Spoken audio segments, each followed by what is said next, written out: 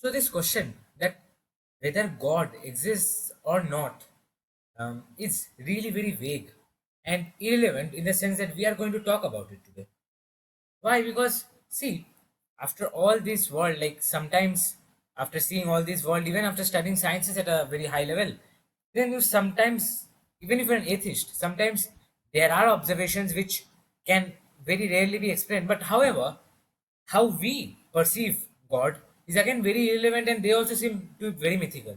Now, if I come here and tell that okay, there is no God, there is some part of me that wants to restrict itself, that probably might be that okay, some God like we, as I imagine, might not be that kind of God, but something else has to be there, because or some power, something else, because see, all this world, because ultimately human beings are very temporary, and all these animals, whatever, all these materialistic things, we have to die one day. So we refer to God as someone all living, all powerful, but we human beings, we are temporary. And considering, however, the world or the earth was made, um, even before humans existed, there are evidences, of course. So, how did we even encounter, or how did we even uh, come to this world? Like, really mind blowing. And considering Big Bang theory and all those, there are very many debates that whether Big Bang theory can actually give rise to universe or not. Now, of course, it's a very famous theory, Big Bang theory, that okay, from the beginning there was a Big Bang, and all the particles, they align themselves in such a manner that they form suitable habitations and so on. So, but the problem there in that theory again, what the contradictors say, or opposition, they say that how can something like that of a Big Bang create this impact of all these planets, such beautiful in the sense that such suitable planet. However, what we define suitable is different. So basically, there's a flaw, right? So what is suitable for us might not be suitable for some other living being. Like we are living in air, so it's. However, if a fish is brought in air, then it is not suitable. It won't survive much. However, if we are again pushed under the water, then we won't be able to stay as long as the fish, and we'll die probably. So again, this concept of suitability or not is really very vague, and again generally varies from species to species. So if we say that no, God has particularly created this for for humans only, for for earth only, but again that's, we can't say anything because probably we can't see the habitations in other planets, or probably we can't understand them, like similar to frequencies of sound. We can't hear sounds above 20,000 hertz, basically ultrasonic sounds, but they do exist, and we have actually we have technology to record the frequency of the sound. So it's not as if really random. Might be Big Bang gave rise to, but again there are contradictions from both the parties. So that's what it gets concerning. However, the main question is, even if God exists, so we have two possibilities. One is God does not exist, another is God exists. We can't directly say that God does not exist, because there exists some higher purpose, some higher thing. Might not be how we perceive it, might not be like random gods like us Hindus, or Islam or Christianity they perceive, but something else, someone higher, probably. So we can't neglect that no, God is not present, because otherwise this is really very, otherwise it is impossible to think how all this originated. Now, of course, you are free to study physics, you are free to study chemistry and all those, but the why is really important. And ultimately, I do think that at a point we reach that we can't explain beyond. At least now that we can't explain beyond the supernatural. But again, those are due to the lack of advanced technology and all those. Maybe in the future we'll know more. We probably used to people believe that God made such that earth is standing around us, is standing, and the sun is revolving around it. That was what we perceived. Now later on, Copernicus and Galileo, they came and told that no, actually the earth revolves around the sun. And later on, when theories advanced, we came to know that no, our whole solar system rotates. So that is what advancement is. But it rotates. But how? That's the thing. That thing we have to stop at some point. But what I am going to talk here about is that more that whether our gods exist or not. Like currently, according to my religion, I am a Hindu, But let's say by chance I was born in some other country, let's say some Christianity major country. In India, there's Christianity, but again, Hindus and Muslims are much more prominent. So if I was born in a Muslim country, some Gulf states or something like that. And if or else I was, let's say, born in some place where Buddhism is more prevalent, so I would have become Buddhist. I would have become probably Muslim. I would have become Christian.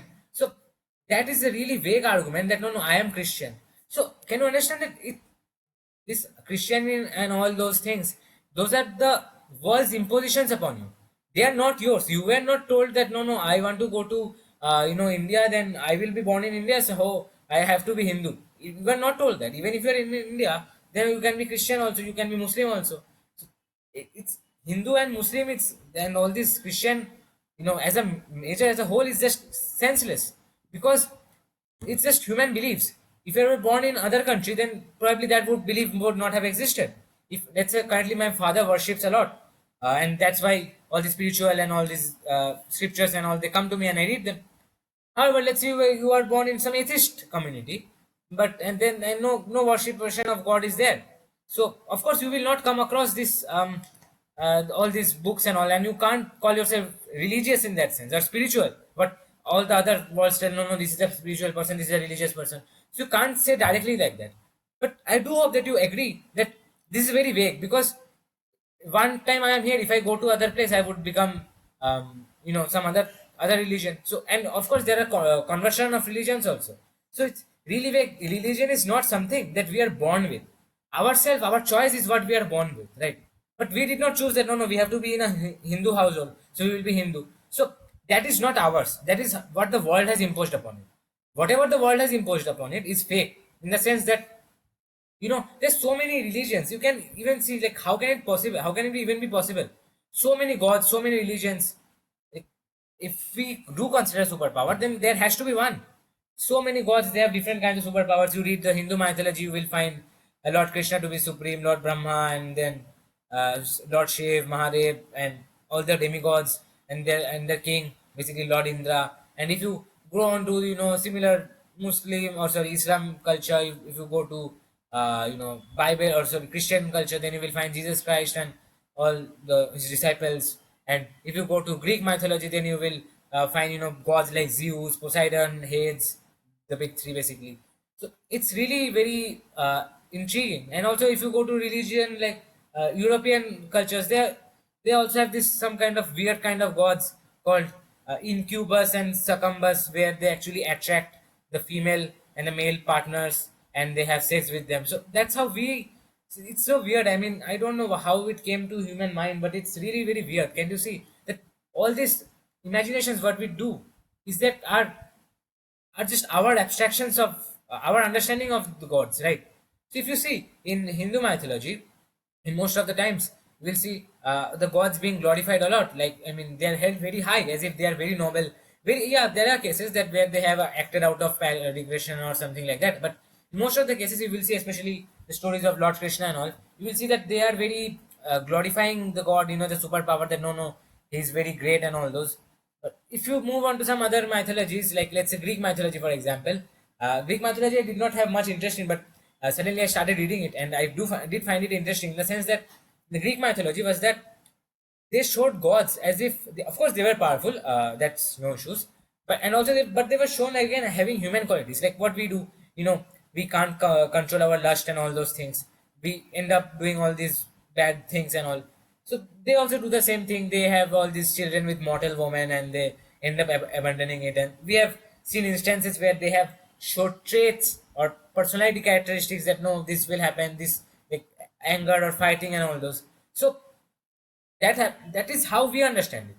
That is how the Greeks related it. Okay, no, the Greeks did not want to be something very abstract, right? So a very good example which my teacher gave me once, that if you see Buddha, in here, and if you see a Buddha in Japan, or if you see another Buddha in some other place, you will realize that the might be the clothes and all are same, but the facial structure or how we represent it, it just changes from region to region. Now, how can a Buddha, like a single person? Now, of course, I am Shaptoshi, so I will be Shaptoshi. Like someone else cannot be Shaptoshi. Like I am Shaptoshi. I have all these characteristics. Maybe my hair and all will increase, but I can't look different until and unless I go face surgery, right? So how can different places have different kinds of Buddha? And in West Bengal we have this Durga Puja, and here it's traditionally the goddess is dressed up as a actual Bengali, like whatever Bengali people wear, like all these um saris and all. That's how we dress it.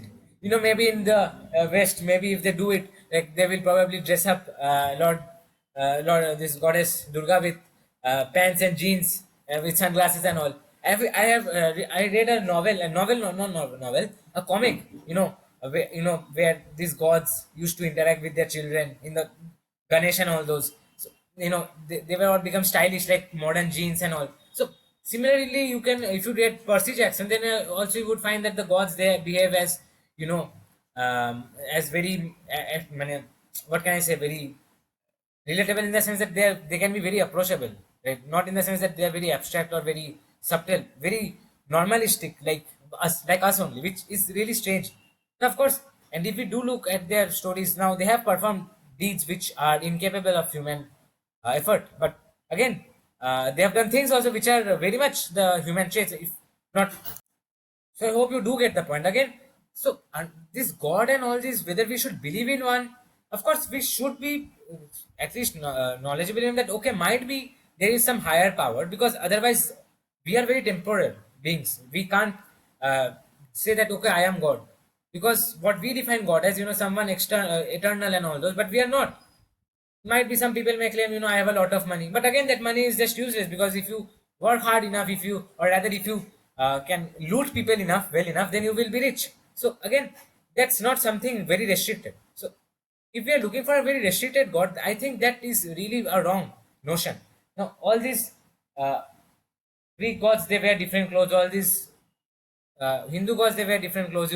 All these Buddhists and all, they wear different clothes. European gods, they all have different traits. Might be some similarities, because people's imagination can't vary by manifold. But again, it's really a reflection. You can clearly see, you can really observe that no, whatever we believe in is just how the world has been imposed upon us. So as I mentioned, that if you ask yourself, if you were, like currently, let's say whatever country you are, let's say you were born in a different country, or different state where some other religion is followed majorly, then chances would be there that you would be more influenced by that religion.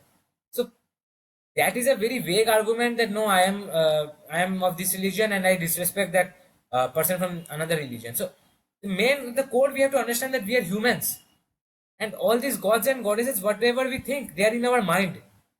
It's all in our mind. It's really nothing is that sense real, as I mentioned before in my videos also, that reality as we think it is just very abstract. Whatever we perceive, we think that okay, that is true. Perhaps Rene Descartes also, he said this, I think.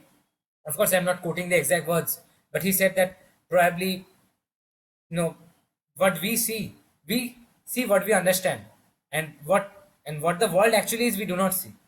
So again, a very deep quote by him. So, and it's really relevant. If you look forward to it, it's prevalent everywhere. You just ask yourself, just question yourself. That's the main aim, to start questioning.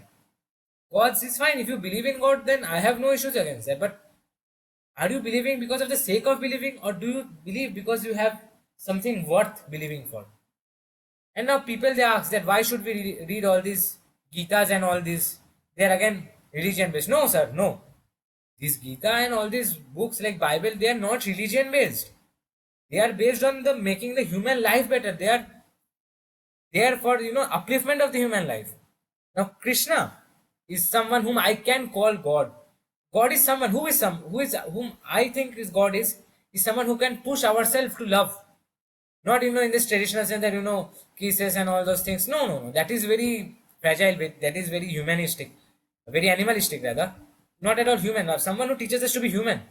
So, for example, Acharya Prashant. No, of course, I'm not claiming him to be God in that sense. No, no, he has terrible powers and all this. No, nothing like that. It's very vague understanding. But if you do understand, it's really very catching. Right? That's the right word, I think. Again, all these gods that no, no, that god is better, that god is God versus God, all these are just uh, be there to act on people's mind, right? So basically, if someone, basically they can, people can create a rift between it. No, no, no, I support this god, you support this god, this god is better. So someone from the top 1%, all these billionaires and all, they can use this rift which has been created, basically divide and rule policy, to make their product more sellable. That no, no, this product, do this, that, and all those. They, maybe this weapon industry, they might tell that, okay, no, no, there has to be fight. Without fight, how can we sell weapons? So that's what they try to do. Maybe they try to arrange conflict and all those. So I do hope that to get the actual core of my understanding, that what I'm trying to say. Now up to you whether you want to believe God or not, but don't have blind faith. Always question. It's always better to question rather than having blind faith. In blind faith, what would happen? You would be run by someone else's choice. However, in your own decision, you might be wrong. Might be wrong, but it's your decision. That's how you choose. Right. So hope again I could get some insight into you. Please let me know if further comments or any doubts you have. I will try to resolve them when I will get time. So, anyways, see you later in another video. Take care. Bye.